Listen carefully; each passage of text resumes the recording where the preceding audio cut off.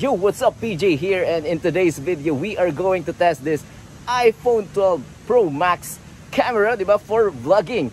So first, yung front camera niya, we are using the 4K. Ito 4K, ito yung mataas na resolution. So susubukan natin kung stable ba siya. Maglalakad-lakad tayo. Yun. So far okay naman, but I think wala siyang stabilization for 4K. Yun.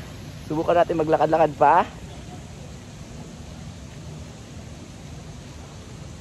And next, try natin yung HD mode niya. Yung, I think this is a 1080p. Kung may stabilization ba yung kanyang video. So now, we are on the HD mode ng iPhone 12 Pro Max.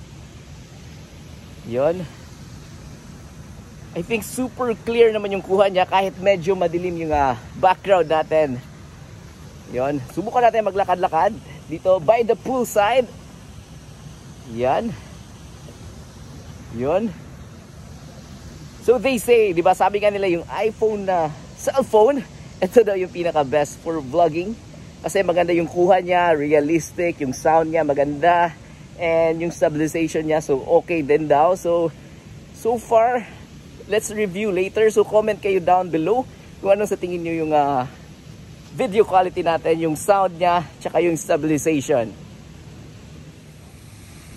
So this time we are using the back camera at 4K resolution.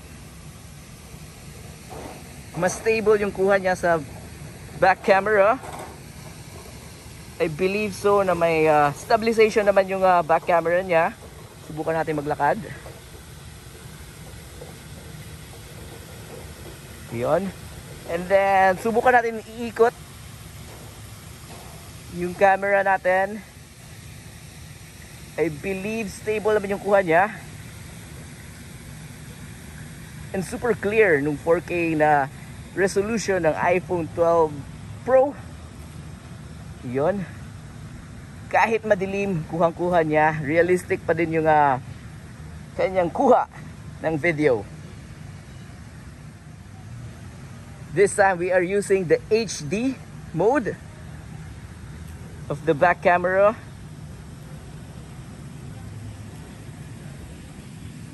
Yun. So we just have a quick stroll around here in Crimson Resort in Mactan. So what do you think, guys? Comment down below kung kumusta naman yung ating quality ng ating video. But so far for me, so far so good. Maganda yung kuha niya, and later on we'll check on the audio ng mic niya kung clear ba, crystal clear ba yung ating audio. So yun lang yung video natin for today. So my name again is Peejay. Sa mga hindi pa nakapag-subscribe, subscribe kayo, and of course hit that notification bell for more videos. Thank you very much for watching, and I'll see you again next time.